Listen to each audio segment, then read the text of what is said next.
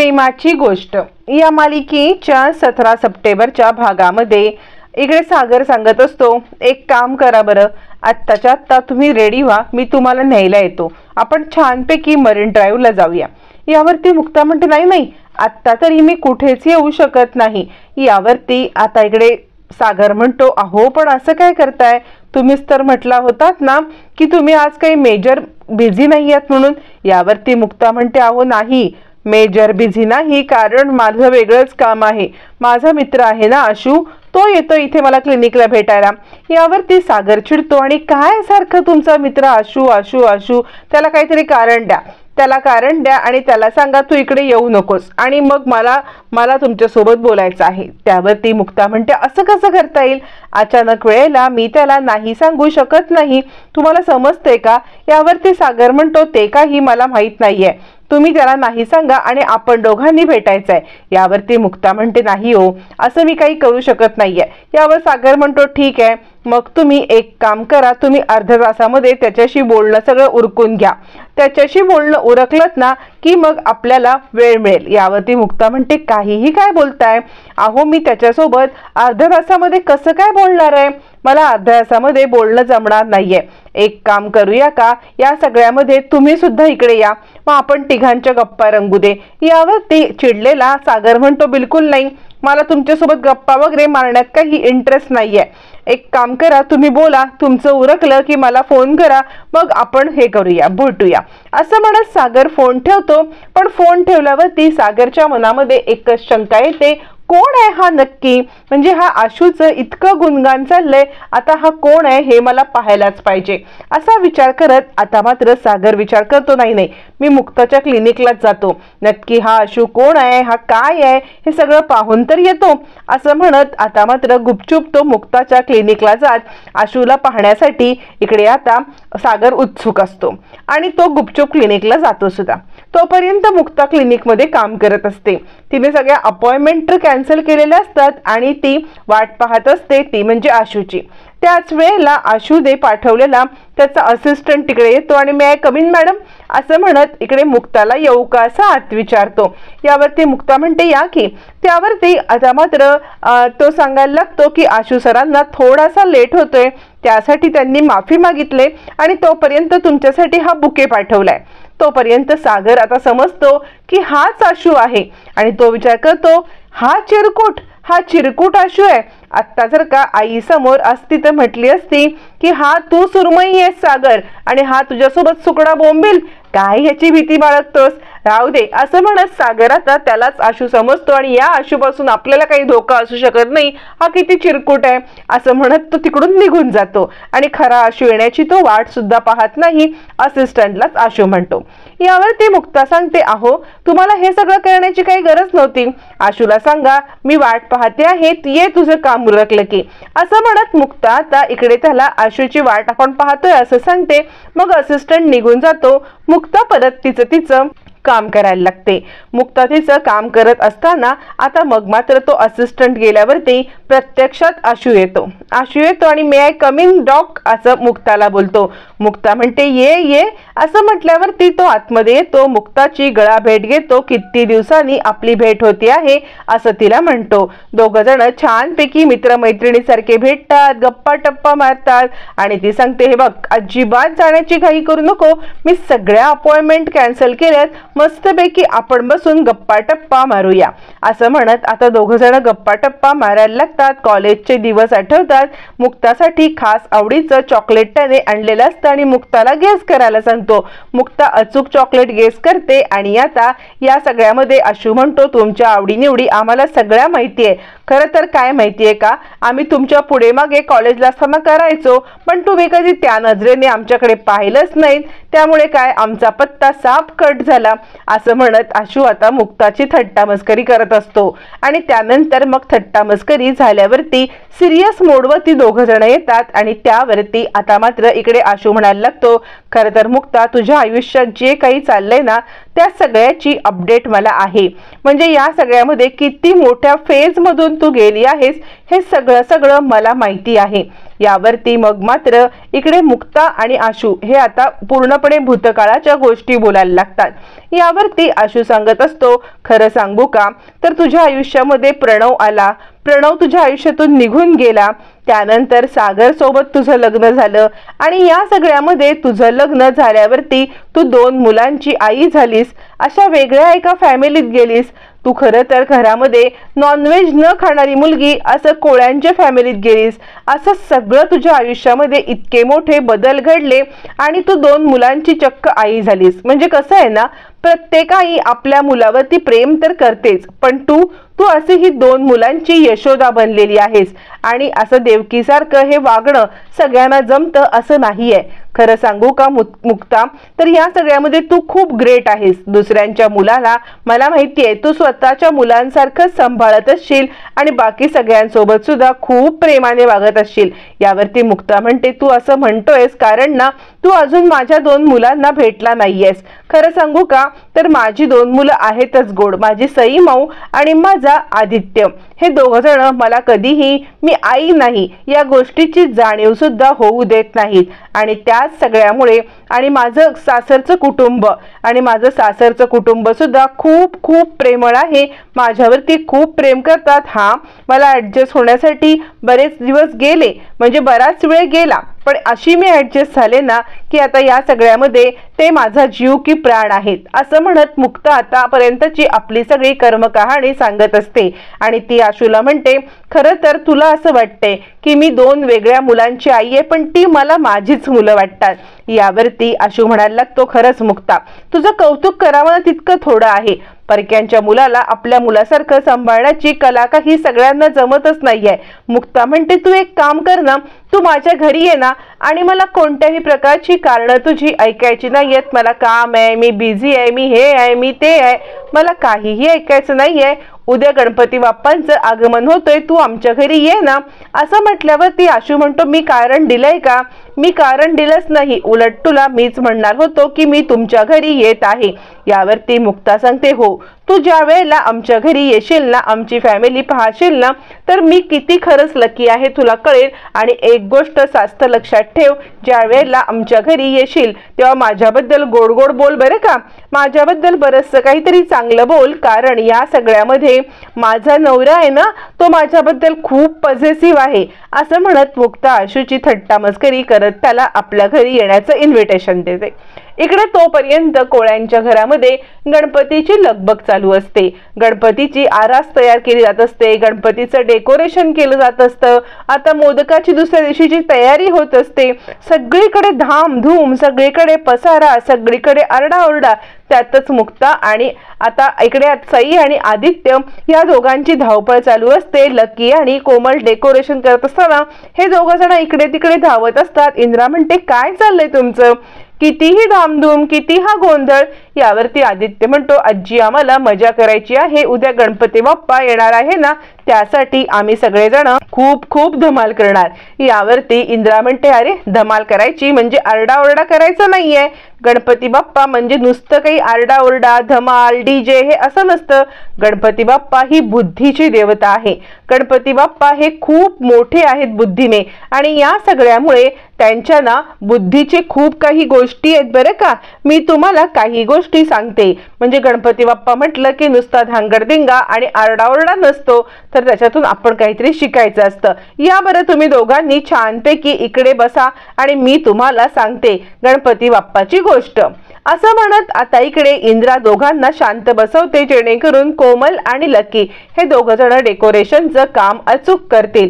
आणि 2 जण डेकोरेशनचं काम करत असतानाच इकडे आता इंद्रा गोष्ट सांगायला लागते। इंद्रा सांगते, तुम्हाला माहितीये का, परशुराम आणि शंकर या दोघांची भेट होणार असते। शंकर म्हणजे कोण माहितीये ना, शंकर बाप्पा म्हणजे इकडे आपल्या गणपती बाप्पांचे वडील। तर त्या शंकर बाप्पांनी गणपती बाप्पांना सांगितलेलं असतं की कोणीही आलं तरी मला अजिबात इकडे पाठवू नकोस आतमध्ये, मी इकडे आराम करत आहे। त्यावेळेला परशुराम त्यांना भेटायला आले, पण गणपती बाप्पांनी आपल्या वडिलांची आज्ञा शिरसावंद मानून त्यांना या सगळ्यामध्ये अडवण्याचा प्रयत्न केला, परशुराम सांगत होते की मला न शंकर बाप्पांना भेटायचं आहे, पण या सगळ्यामध्ये आपल्या वडिलांची आज्ञा मानून इकडे गणपती बाप्पांनी त्यांना अडवण्याचं काम केलं। गणपती बाप्पांनी त्यांना सांगितलं की नाही, माझ्या वडिलांनी आज कुणाला भेटण्यासाठी नकार दिलाय, मी मात्र काही आज तुम्हाला सोडणार नाही। यावरती परशुराम भडकलेले परशुराम आता म्हटले, तू इतकासा मुलगा तू मला अडवणार का? हे बघ, या सगळ्यामध्ये तुझं म्हणणं मी काही ऐकणार नाही। मला शंकर बाप्पांनी भेटायला बोलवलंय तर मी जाणार म्हणजे जाणारच, तू मला अडवू शकत नाहीस असं म्हणत आता इकडे शंकर बाप्पांना भेटण्यासाठी परशुराम जेव्हा जबरदस्ती आत जायला लागले त्यावेळेला गणपती बाप्पा चिडले। गणपती बाप्पा खूप चिडले आणि त्यांनी रौद्ररूप धारण केले। त्यांच्या वडिलांच्या आज्ञेशिवाय त्यांना कुणी भेटायला जाऊ शकत नाही आणि त्यावेळेला त्यांनी जे रूप धारण केलं ना त्या रूपाला एकदंत असं रूप म्हणतात। त्यावेळेला ते खूप चिडले आणि परशुराम त्यांच्या या रूपाच्या प्रेमातच पडले। त्यावेळेला परशुरामांनी त्यांना वचन दिलं की तुझं हे रूप लोक पूजा करतील, या रूपाची लोक आराधना करतील आणि ते रूप असेल एकदंत।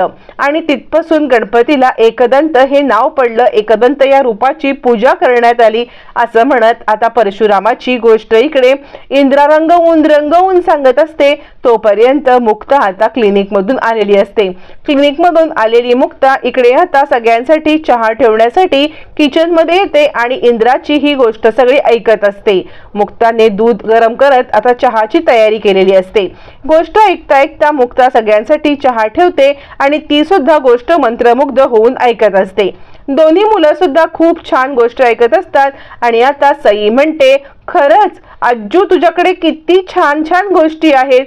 मला असं वाटते की आम्हाला रात्री रोज तू गोष्ट सांगायची, म्हणजे आता जोपर्यंत गणपती बाप्पा आहेत ना तोपर्यंत रोज तुझ्याकडून आम्हाला एक गोष्ट ऐकायला पाहिजे, ती सुद्धा गणपती बाप्पांची। स्वाती म्हणते, हो मम्मी, तू गोष्ट इतकी भारी सांगतेस ना की या सगळ्यामध्ये तुझ्या गोष्टीने जुई पण झोपेल। आता जुईला गोष्ट सांगण्याचं काम आजपासून तुझं असं म्हणत सगळेच जण इंद्राला गोष्टीसाठी आग्रह करतात।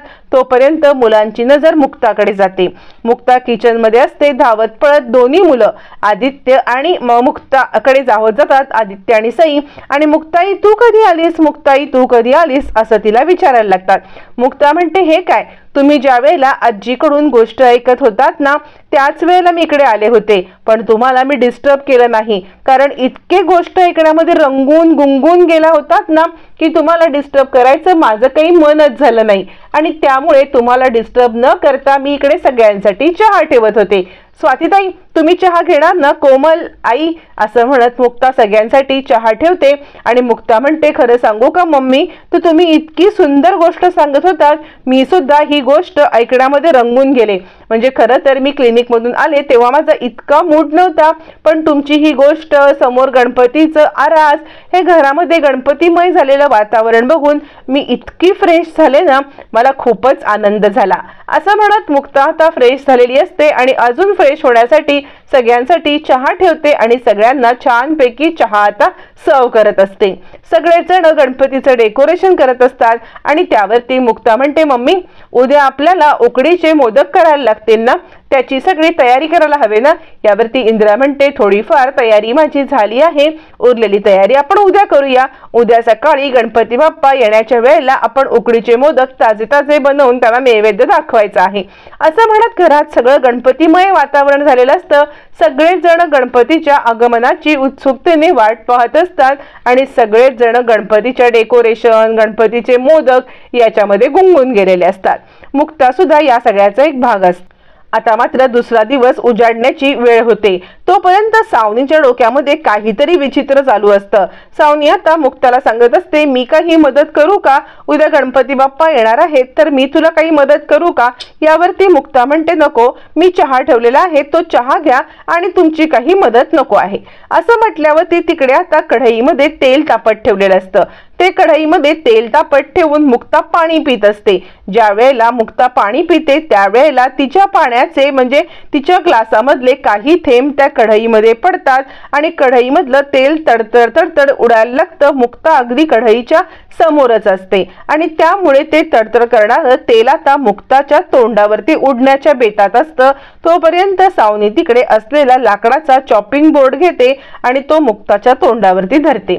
मुक्ताच्या तोंडावरती चॉपिंग बोर्ड धरल्यामुळे आता मुक्ताचं तोंड भाजण्यापासून तर वाचतं, पण या सगळ्यात सावनीच्या हातावरती थोडेसे तेलाचे थेंब उडतात. गरम तेलाचे थेंब उडल्यामुळे सावनीचा हात भाजतो आणि मुक्ता लगेच तिचा हात पाण्याखाली धरते आणि ती विचार करते, सावनीने मला खरंच तोंडावरती भाजण्यापासून वाचवलं. ती म्हणते, सावनी खरंच थँक्यू. म्हणजे आज जर का तुम्ही चॉपिंग बोर्ड मध्ये धरला नसतात तर कदाचित माझं तोंडच भाजलं असतं. तुमचे जितके आभार मानू तितके थोडे आहेत. आता सावनी किती कपटी, म्हणजे कसले काय आभार मानण्याच्या लायकीची तरी सावनी आहे का? सावनी विचार करते, मुक्ता तू मान ग माझे आभार. तुला अशा छोट्या मोठ्या जखमा मला द्यायच्याच नाहीयेत. मला तुला असे मोठे ओरखडे किंवा मोठा असा तुझ्यावरती घाव घालायचा आहे. छोटे मोठे ओरखड्यांनी माझं काही होणार नाहीये.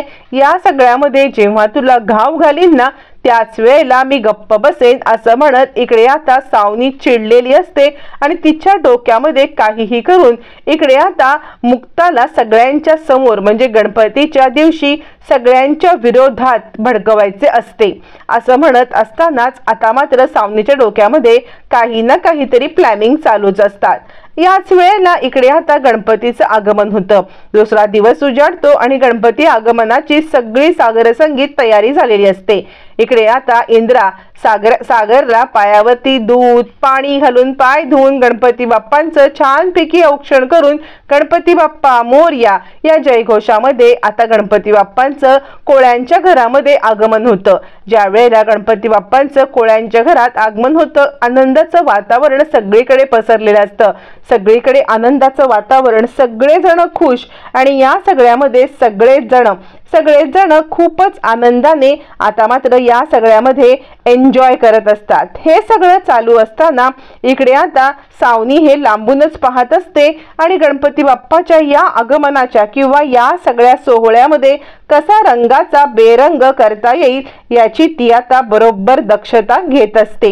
या सगळ्यामध्ये आता मात्र इकडे गणपती बाप्पाची प्रतिष्ठापना होते. गणपती बाप्पाची प्रतिष्ठापना झाल्यावरती सगळेजण मंगलमूर्ती मोरया गणपती बाप्पा मोरया असं म्हणत गणपती बाप्पाचं छानपैकी सगळेजण आता आरती करायला लागतात. मुक्ता आणि सागर या दोघांना हा आरतीचा मान मिळालेला असतो आणि दोघ जण आरती करत असतात. त्याच वेळेला आरती चालू असताना इकडे आता सावनी एका बाजूला उभी असते. इकडे आदित्य सावनीची थोडी त्याच्यापासून आता तुटत चाललेला असतो आणि तो इकडे मुक्ताकडे त्याचा ओढा असतो. सगळेजण आरती करतात, प्रसाद घेत असतात. गणपती बाप्पा मोरया या जयघोषामध्ये आरतीचं काम चालू असतं. आता आरती झाल्यावरती मग मात्र मुक्ता सगळ्यांना प्रसाद देत असते. हे सगळं चालू असताना अचानक दारावरची बेल वाजते आणि मुक्ता दार उघडण्यासाठी बाहेर येते. पाहते तर काय, दारामध्ये दुसरं तिसरं कोणी नसून आशू आलेला असतो. आशूला पाहिल्यावरती मुक्ताला खूपच आनंद होतो. आशू तू आलास, मला तर वाटलं होतं की तू संध्याकाळी येशील. तू इतक्या सकाळी येशील असं मला खरंच वाटलं नव्हतं. यावरती आशू म्हणतो, परत जाऊ का? म्हणजे बघ, तुला जर का वाटते मी संध्याकाळी यावं तर मी संध्याकाळी येतो. असं म्हणत मिश्किलपणे आशू आता मुक्ताला विचारायला लागतो. मुक्ता म्हणते, चल रे, तुझं आपलं काहीतरीच असतं, ये ना, आता आलायस तर ये तरी, सगळ्यांशी भेट तरी घे. असं म्हणत मुक्ता आता आशूला आतमध्ये घेते. आशू आतमध्ये येतो त्यावेळेला सगळेजण आशूकडे पाहतच बसतात. मुक्ता आशूचा हात धरते आणि मम्मी, मी तुम्हाला म्हटलं होतं ना माझा शाळेचा मित्र आशू, हा बघा हा आलेला आहे. असं म्हणत मुक्ता सगळ्यांची ओळख आशू सोबत करून देते. सगळेच जण आशूकडे पाहत बसतात आणि आता इंद्रा तर तोंडच विस्फारून पाहत बसते. हा तुझा मित्र आशू? असं म्हणत मुक्ता आता इकडे सांगत असताना इंद्राचं तोंडच उघडलेलं असतं. मुक्ता म्हणते, हो, हा माझा लहानपणीचा मित्र.